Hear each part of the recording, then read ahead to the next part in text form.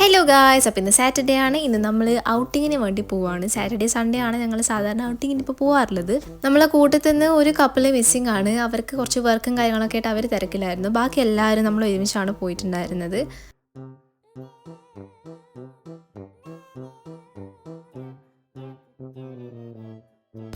നമ്മളിപ്പോൾ വന്നിട്ടുള്ളത് ഹിൽസ് മോളിലാട്ടോ. ഇവിടുത്തെ എൻ്റെ ഫസ്റ്റത്തെ വിസിറ്റാണ് മോളിലേക്കുള്ളത്.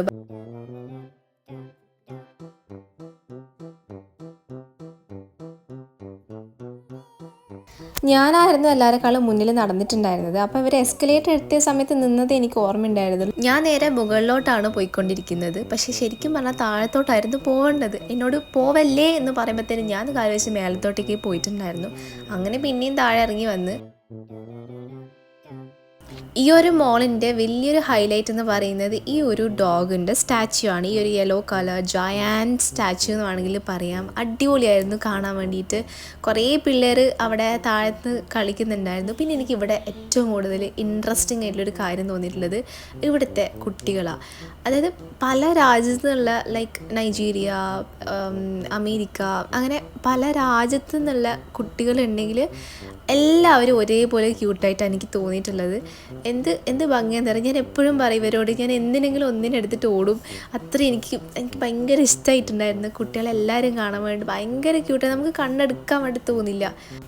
പിന്നെ ഇവരെല്ലാവരാണ് ശ്രീൻ്റെ കസിൻസ്. ഞാൻ കഴിഞ്ഞ വീട്ടിൽ സഞ്ജുവായിട്ട് കസിൻ്റെ കസിനാന്ന് പറഞ്ഞിട്ടുണ്ടായിരുന്നു. പക്ഷേ എനിക്കിപ്പോഴാണ് അത് മനസ്സിലായത് നോർമൽ കസിനാണ് എന്നുള്ളത്. ഞാനിപ്പോൾ കുടുംബത്തിലേക്ക് ഇങ്ങനെ കടന്നു വരുന്നില്ലല്ലോ. കളക്ഷൻ അടിപൊളിയായിട്ടുണ്ട്. പക്ഷെ നല്ല റേറ്റ് ഉണ്ട്. 2000 തൊട്ടിട്ടാണ് തോന്നുന്നു എല്ലാം സ്റ്റാർട്ടിങ് ഉള്ളത്. എല്ലാം കണ്ടോ?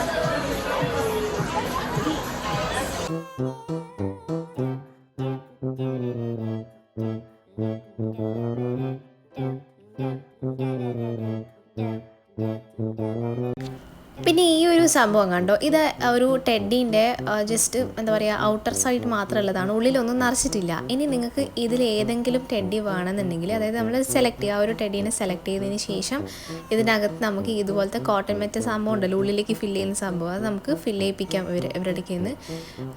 എത്ര എത്രയാണ് പറഞ്ഞത് എനിക്ക് ഓർമ്മയില്ല. പിന്നെ ഇതുപോലെ ഡോളിനും കാര്യങ്ങളൊക്കെ ഇടാൻ വേണ്ടിയിട്ട് കുഞ്ഞായിട്ടുള്ള അങ്ങനത്തെ ഡ്രസ്സും കാര്യങ്ങളൊക്കെ ഉണ്ടായിരുന്നു. ഡോളിനാണോ അല്ലെങ്കിൽ ബേബിക്ക് കൂടി ആണോ എന്ന് എനിക്ക് അറിയില്ല കേട്ടോ. കണ്ടപ്പോൾ എനിക്ക് ഡോളിനിടാൻ പറ്റുന്നതായിട്ട് തോന്നിയത്. ഇതൊക്കെ ന്യൂ ബോൺസിന് വേണ്ടിയിട്ടുള്ളതാണെന്ന് തോന്നുന്നു. നമ്മുടെ നാട്ടിലൊന്നും ഇത്ര ന്യൂ ബോൺസിന് ഇത്രയും കളക്ഷൻസ് ഞാൻ കണ്ടിട്ടില്ല കേട്ടോ. അതുപോലെ തന്നെ വെറൈറ്റി ആയിട്ടുള്ള കുറേ കാര്യങ്ങൾ ഇവിടെ ഉണ്ടായിരുന്നു. പക്ഷേ എല്ലാത്തിനും നല്ല റേറ്റാണ് കേട്ടോ. നമ്മുടെ നാട്ടിലത്തേനെക്കാട്ടും ക്വാളിറ്റി ഉണ്ടെങ്കിലും എന്നാലും ഇതിനൊക്കെ ഇത്ര റേറ്റ് വെക്കേണ്ട ആവശ്യമുണ്ടോ എന്നാണ് ഞാനിപ്പോൾ ഇങ്ങനെ ചിന്തിക്കുന്നത്.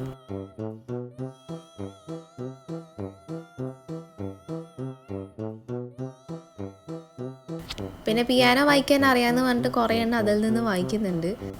ഈ പിയാനോയും ഭയങ്കര ക്യൂട്ടായിരുന്നു കാണാൻ വേണ്ടിയിട്ട്. കുഞ്ഞ് ടേബിളും കുഞ്ഞ് ചെയറൊക്കെ ആയിട്ട് നല്ല രസമുണ്ടായിരുന്നു കാണാൻ.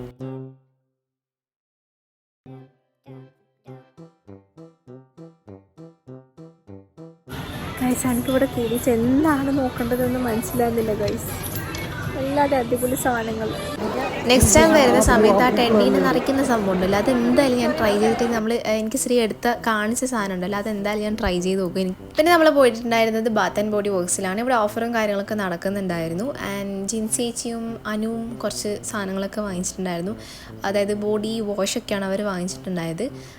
എനിക്കാണെങ്കിൽ ഇവിടെ ഇങ്ങനെ സെൻറ്റും കാര്യങ്ങളൊക്കെ എനിക്ക് ഇഷ്ടമായിട്ടുണ്ടായിരുന്നു ചിലതിൻ്റെ ഒക്കെ. പക്ഷേ എനിക്കൊരു കംപ്ലീറ്റ് സാറ്റിസ്ഫാക്ഷൻ കിട്ടിയിട്ടില്ല.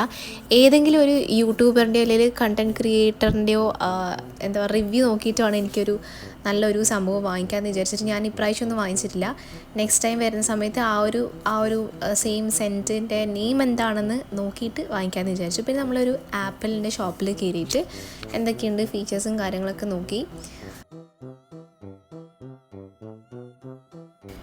ഇപ്പോൾ എല്ലാവർക്കും ചെറുങ്ങനെ വിശക്കാൻ വേണ്ടി തുടങ്ങി. നമ്മൾ ഹിൽസ് മോളിൽ വരാനുള്ള മെയിൻ റീസൺ എന്ന് പറയുന്നത് ഇവിടുത്തെ KFC ആണ്. ഇവിടെ നല്ല അടിപൊളിയായിട്ടുള്ള KFC കാര്യങ്ങളൊക്കെ കിട്ടുമെന്ന് പറഞ്ഞിട്ട് കേട്ടിട്ടുണ്ടായിരുന്നു. അപ്പോൾ അങ്ങോട്ടേക്കാണ് നമ്മുടെ ഇപ്പോൾ ഇനി യാത്ര.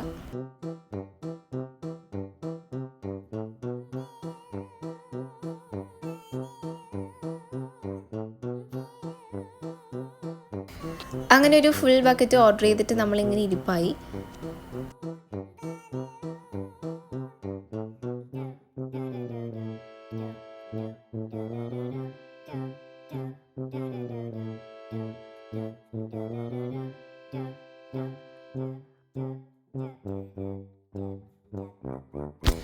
ഞാൻ ദുബായിൽ വരുന്നതിന് മുന്നേ കേട്ടിട്ടുണ്ടായിരുന്നു ഇവിടുത്തെ KFC അടിപൊളിയാണ്, പെപ്സി അടിപൊളിയാണെന്നുള്ള രീതിയിൽ. എനിക്ക് പെപ്സിൻ്റെ കാര്യത്തിൽ കുറച്ചും കൂടി ഇഷ്ടപ്പെട്ടു. പക്ഷേ KFC എനിക്ക് നോർമലായിട്ടാണ് എനിക്ക് തോന്നിയത്. ചിലപ്പോൾ ഞാൻ ഇവിടുന്ന് കഴിച്ചുകൊണ്ടാണെന്ന് അറിയില്ല. പിന്നെ ഈ ഒരു മോളിൽ ഭയങ്കര തിരക്കായിരുന്നു. നമ്മൾ ഓർഡർ ചെയ്ത സമയത്ത് ചിക്കൻ തീർന്നു പോയിട്ട് അവർ പിന്നെയും വീണ്ടും എടുക്കാനൊക്കെ പോയിട്ടായിരുന്നു വന്നിട്ടുണ്ടായിരുന്നത്. മേ ബി അതുകൊണ്ടായിരിക്കാം, എനിക്കറിയില്ല. ഞാൻ വേറൊരു സ്ഥലത്ത് കൂടി ട്രൈ ചെയ്തിട്ട് എല്ലാം കൂടി ഒരു റിവ്യൂ പറയുന്നതാണ്.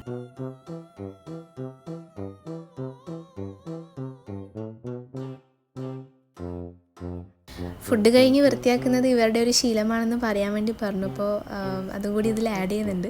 ഇനി നമ്മൾ തിരിച്ചു പോകുന്ന സമയത്ത് നമ്മൾ കാർ പാർക്ക് ചെയ്തിട്ടുണ്ടല്ലോ. ഇവിടെ ഇഷ്ടംമാതിരി കാർ പാർക്കിംഗ് ഏരിയ ആണുള്ളത് ഓരോ ഫ്ലോറിലായിട്ട്. അപ്പോൾ നമുക്ക് കൺഫ്യൂഷൻ വരുമല്ലോ, നമ്മുടെ കാർ എവിടെയാണ് പാർക്ക് ചെയ്യുന്നത് നമുക്ക് കൺഫ്യൂഷൻ വരുന്നുണ്ടെങ്കിൽ നമ്മൾ എന്ത് ചെയ്യാം, ഇവിടെ ഇങ്ങനെ അടിച്ചു കൊടുക്കുക നമ്മളെ കാറിൻ്റെ നമ്പർ. അപ്പോൾ ഇതേ കാണുന്നു നമ്മുടെ കാർ അവിടെ ഏത് സ്ഥലത്താണ്, ഏത് പാർക്കിങ്ങിലാണ് പാർക്ക് ചെയ്യുന്നത് നമുക്ക് കാണാൻ വേണ്ടി പറ്റും. പിന്നെ മക്ഡൊണാൾഡ്സിൽ നിന്ന് നമ്മളൊരു ഐസ്ക്രീമും കൂടി വാങ്ങിച്ചിട്ടുണ്ടായിരുന്നു. പിന്നെ അതൊക്കെ കഴിച്ചിട്ട് നമ്മൾ നേരെ വീട്ടിലേക്കാണ് പോയത്. വീട്ടിൽ പോകുന്ന സമയത്ത് കുറച്ച് ഷോപ്പിംഗ് കൂടി ചെയ്തിട്ടുണ്ടായിരുന്നു. അപ്പോൾ അത്രയുള്ള വീഡിയോ. ബൈ.